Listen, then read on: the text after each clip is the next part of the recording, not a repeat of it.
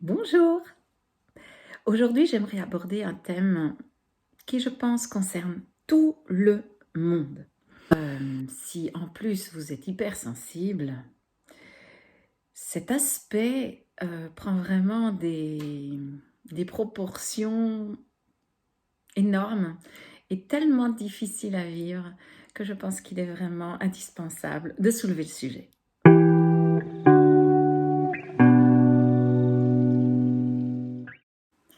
Es-tu à même de percevoir ta différence, ta, entre guillemets, déficience, ta surdouance, ton hypersensibilité, ta faiblesse, ton défaut, comme une opportunité, comme quelque chose qui peut te porter vers mieux, vers plus grand, vers une réalisation, vers de la joie, vers de la réussite. Voilà mon sujet d'aujourd'hui. Alors je t'invite d'abord sincèrement à répondre à cette question. Prends un temps avant de continuer la vidéo, mets en pause et pose-toi sincèrement la question. Est-ce que je suis à même de, à chaque fois que je vis, que je rencontre mes difficultés, que je suis confrontée à ce qui est plus fragile en moi, à ce qui est ma spécificité, ma différence, est-ce que je suis en même d'en faire un avantage pour ma vie? Et si oui, est-ce que cet avantage que j'en fais pour ma vie découle de manière positive à donner et à aspirer aussi un avantage dans la vie des autres, sur la vie des autres? Ça, c'est ce qui va découler de ma première question. Donc, prends un temps pour ça et on se retrouve de suite après. Merci. Alors, je pense que nous, tous les enfants, je vais partir de nous, enfants, d'accord? Nous avons tous été, ça c'est tous quelque chose que nous avons en commun. Nous sommes tous un peu des petits Spirous et on a tous des faiblesses, on a tous des inaptitudes, des difficultés à s'intégrer, à s'adapter dans certains contextes, avec certaines personnes, ou à l'école, ou dans certains cours à l'école, pas forcément tout le temps, à certaines demandes de nos parents, de la société. Et on a des petits Spirous, on développe des tas de petites stratégies avec notre fabuleux petit cerveau, notre fabuleuse ingéniosité, notre fabuleuse créativité pour générer des tas de ressources, des tas d'opportunités qui nous permettent de survivre, qui nous permettent de vivre des moments de joie, de nous faire des amis quand on n'en a pas, de trouver des trucs et astuces pour atteindre nos objectifs ou pour tricher parfois, pour obtenir ce qu'on veut. Mais à ce moment-là, pendant cette période de la vie de l'enfance, nous ne sommes pas à propos du fait que la stratégie que je vais développer soit vraiment respectueuse de toutes les relations interpersonnelles de tous les autres qui nous entourent. Nous souhaitons atteindre nos objectifs pour nous sentir mieux, pour jouir de quelque chose, pour obtenir quelque chose, pour gagner quelque chose, pour ne pas perdre quelque chose ou quelqu'un. Et ça n'en est pas moins des façons ingénieuses, créatives que nous développons chacun, chacune pour atteindre certains objectifs de vie. Mais tous, absolument tous, un jour ou l'autre, en développant ces stratégies, nous avons été confrontés à des règles, à des obstacles, à des limitations, à des interdictions et surtout à des punitions. Et alors certains sont plus rebelles et n'ont pas peur de la punition, n'ont pas peur de la limite ou de l'obstacle, donc vont peut-être s'encourager à continuer cette stratégie mise en place, qui forcément a marché plus tôt. Quand une formule est gagnante, souvent on choisit de réitérer l'expérience pour en tirer plus grand profit. Mais malheureusement, à ce moment-là, on ne nous a pas appris à savoir comment mettre au monde ces stratégies, cette ingéniosité, cette créativité avec les autres, dans le respect de soi, dans le respect de l'autre, pour que tout le monde soit heureux, en harmonie et content. Et là, je pense qu'on se retrouve devant C'est pas très difficile à réfléchir. Imaginez chaque personne, chaque petit cerveau sur la planète qui commence à faire une stratégie pour obtenir uniquement ce qu'il veut, ou pour profiter de l'autre, pour jouer de ce qu'il a compris et avec quoi l'autre fonctionne. Si je marchande ça avec un tel, je vais obtenir ça. Ah mince, avec celui-là, ça ne marche pas. Avec celui-là, je dois développer une autre stratégie.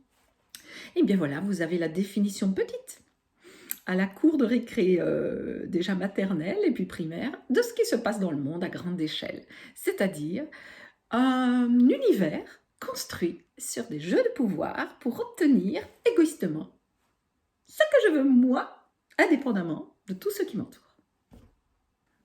Alors oui, je vous l'affirme, je suis certaine que, en tout cas, dans les domaines qui vous sont précieux, dans ce qui vous est cher, certaines personnes, ce qui est cher, c'est le fait d'avoir des amis, un amoureux, une belle relation avec papa ou maman. D'autres, c'est pour obtenir à manger. D'autres, c'est pour avoir l'avantage d'accompagner quelqu'un quelque part. Certaines personnes, c'est pour voilà, profiter. En tout cas, il y a toujours une notion de profit et d'avantage, de combler des manques, de combler des envies, de combler des désirs, ce qui est tout à fait naturel et humain. Mais simplement le fait que tout ça, toutes ces ressources qu'on est allé chercher en soi et qu'on a développées étaient dans un phénomène réactif et non construit en conscience, a fait qu'on a encodé des formules gagnantes, mais qui sont toujours,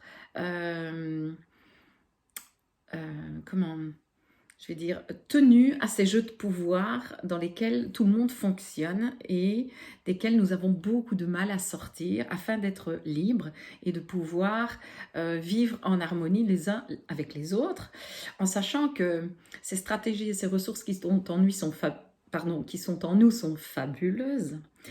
Mais elles sont fabuleuses si elles sont mises au monde de manière vraiment intègre. Alors, je pourrais peut-être faire des définitions de tous les mots, mais je vais peut-être m'arrêter sur celui-ci. Qu'est-ce que l'intégrité? L'intégrité d'une chose ou de quelqu'un est le fait d'être complet, de qui je suis totalement, donc complet par rapport à ma façon, à mes pensées à moi, complet avec mes émotions, complet avec mes besoins et dans le respect de tous ces aspects de moi, complet dans ma spiritualité. Et en fait, ce sont des choses qu'on ne nous apprend pas du tout, donc ils n'en sont pas moins des besoins de l'être humain. J'ai besoin de me compléter et j'ai besoin d'aller chercher ce qu'il me manque quelque part. Et toutes ces stratégies, ces petits jeux de pouvoir et ce génie que chacun a en lui, il le développe dans cette attention instinctive, naturelle, de vouloir se compléter de qui il est. Mais qui je suis, par définition, ne peut pas être complété par quelque chose qui est extérieur à moi. Donc, l'intégrité est quelque chose qui se construit à l'intérieur de soi, qui se trouve en soi, et en se dépossédant de ces jeux de pouvoir.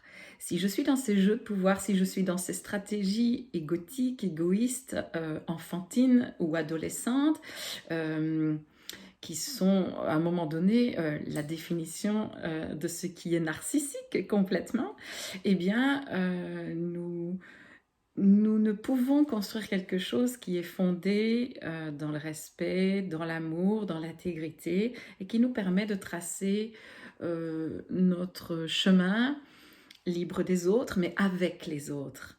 Nous nous servons les uns des autres. Tandis qu'à partir du moment où nous allons rechercher toutes ces ressources à l'intérieur de soi et que nous arrivons à les révéler à nous-mêmes et au monde, nous construisons de l'intérieur à l'intérieur de nous-mêmes, de par notre expérience. Nous avons appris des jeux de pouvoir, mais nous avons appris aussi que nous pouvions obtenir des choses, mais sans intégrité, nous sommes en dépendance ou nous sommes en erreur, nous nous faisons du mal les uns aux autres. Et ce n'est pas quelque chose qui est très, très épanouissant. Pourquoi est-ce que j'en viens à ça en vous posant cette question? Parce que j'observe toutes ces personnes qui ont été remplies d'un élan de cœur, d'idées, de génie, d'aspiration à révolutionner la planète avec des choses qu'elles ont inventées, créées ou des idées magnifiques qu'elles ont eues et qui, en chemin, à force de répétition d'échecs, ou plutôt d'échecs à répétition, peu importe, se découragent, se disent que ce n'est pas possible et finissent par se soumettre au système déjà en place Et particulièrement tous ces hauts potentiels, tous ces hypersensibles qui ont besoin d'alimenter cette intelligence, qui ont besoin d'alimenter cette créativité, qui ne savent plus où donner de la tête, avec voilà, ce cerveau qui fonctionne à 10 000 à l'heure. Et ce cerveau qui fonctionne à 10 000 à l'heure a besoin d'être mis au service de quelque chose de constructif. Et s'il n'est pas mis à ce service-là, il est vraiment désemparé, il est en grande souffrance. C'est là qu'il est toujours en risque de partir dans une addiction ou dans une autre, dans une dépendance ou dans une autre, ou de vouloir décrocher tout le temps, ou de vouloir s'auto-détruire pour surtout ne plus supporter cet insupportable. Et contacter ces ressources qui sont en nous, c'est ce que nous avons de plus beau à l'intérieur de nous. Et aujourd'hui, sur la planète, il est l'heure de les recontacter, parce que c'est le moment, parce que le monde est prêt, parce que le monde en place est en train de s'effondrer de son passé, de ses anciennes constructions, et a besoin aujourd'hui des nouvelles idées créatives. Le propre d'un être surdoué, d'un potentiel, d'un grand potentiel, c'est bien souvent d'être en avance sur son temps.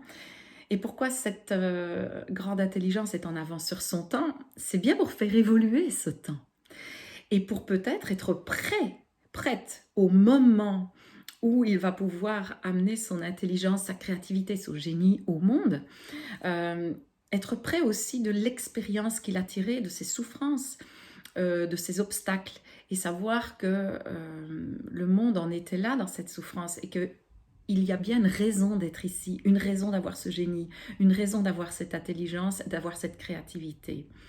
Encore faut-il savoir au service de quoi je suis née, au service de quoi je veux mettre mon intelligence, et en adéquation avec quelle valeur en moi, qu'est-ce qui fait cette intégrité qui est la mienne. Alors, c'est plein de questions existentielles, je suis là pour ça, en partie, c'est mon rôle de ramener l'humain à qui il est. C'est des questions qui ne trouvaient pas forcément leur épanouissement, leur cheminement au siècle passé. Mais aujourd'hui, à l'heure de l'ascension, à l'heure de l'ère du Verseau, à l'heure de ces phénomènes de transformation intérieure qui viennent tous nous percuter, ce monde qui se transforme, eh bien, il est temps de se dire « Ah oui, peut-être qu'il est l'heure de me réveiller et de voir que toutes ces aptitudes, ce génie, cette créativité, ces idées extraordinaires que j'avais plus tôt, n'étaient pas là en vain, n'étaient pas à laisser dans le désespoir, mais au contraire peut-être à réveiller, à reprendre maintenant en disant « Ah, c'est bien qui je suis ça ». Et aujourd'hui, il est peut-être l'heure de leur donner une forme accessible au monde qui, lui, est en besoin de les réceptionner. Je ne peux pas amener quelque chose au monde si le monde n'est pas en ressenti de ce besoin. Le système commercial de la planète a créé des besoins inexistants. On nous a fait croire qu'on avait besoin de ça. Donc on a inventé des produits qu'on a voulu vendre, on a fait de la publicité pour inspirer les gens, pour donner envie aux gens obtenir cette facilité de vie. Donc en fait, tout ce qui est généré commercialement et qui est vendu par le marketing vient titiller notre fainéantise, vient titiller la facilité, c'est-à-dire je ne vais plus me dépasser, je ne vais plus faire d'efforts, je ne vais plus aller chercher en moi mes ressources, on va me vendre un produit tout fait, un produit magique qui, sans faire d'efforts, va résoudre tous mes problèmes. Je me sens un petit peu trop bien portant, je prends une crème magique, une pilule magique, ça marche pas, c'est pas grave, je vais acheter une autre pilule magique, une autre crème magique, un autre massage magique, une autre thérapie magique, et non. Ça, c'est du marketing où on vous a créé un problème, on vous a dit ne bougez plus dans vos vies, restez là, profitez, votre liberté c'est d'être sur un téléphone portable, ça c'est la liberté. Qu'est-ce que c'est comme liberté? Et on vous a vendu de la liberté. Et on y a cru parce que ce sont des mots qu'on utilise pour le commerce. Votre liberté, notre liberté, aujourd'hui, Nous la co-créons tous ensemble, de tous ceux qui osent recontacter ce génie exceptionnel, ces rêves qu'on a laissé s'engloutir en nous, comme disait Pierre Rapsat, tous ces rêves que l'on croyait perdus, tous les rêves, tous ces rêves. Bon, bah, je sais plus toutes les paroles, mais en fait, voilà, allez écouter cette chanson, les rêves sont en nous, allez raviver vos rêves, messieurs, mesdames, mesdemoiselles, tout, inspirez aussi vos enfants à rester fidèles à leur génie, à ce qu'ils aiment, parce que ce que vous aimez, c'est ce que porte votre âme. Et aujourd'hui, le monde a vraiment besoin de votre âme. Et ainsi vous allez voir que tout ce qu'on a défini autour de vous comme une déficience, comme quelque chose d'inadapté, comme quelque chose d'inacceptable, c'est juste cette partie-là de vous qui n'est pas arrivée à se mettre au monde. Recontactez ça et vous verrez que votre pièce de monnaie va se retourner. Vous allez pouvoir prendre ce qui est une déficience, ce qui est une différence, ce qui est une souffrance et en faire une opportunité, en faire un possible pour le monde. Alors, si vous n'y arrivez pas, vous pouvez vous faire aider. Il y a des gens qui œuvrent à ça, j'en fais partie, il y en a plein d'autres. Je vous remercie de votre écoute, je vous fais plein de bisous. Et je vous invite à recontacter vos génies, vos audaces, vos rêves. Mais surtout, si vous les mettez au monde, ne le faites pas d'une stratégie de jeu de pouvoir. Ça vous reviendra au centuple et ça fait très mal. Prenez le temps de le construire au cœur de vous aimer de cette partie-là de vous, de vous honorer de cette partie-là de vous et de vous entourer. Observez autour de vous et observez les gens qui accueillent ces êtres-là avec amour, avec respect, qui les attendent parce que vous n'êtes pas seul. Beaucoup de personnes aujourd'hui se réveillent, se révèlent et aspirent à rassembler tous les êtres que nous sommes afin de construire ce monde nouveau. Je vous embrasse.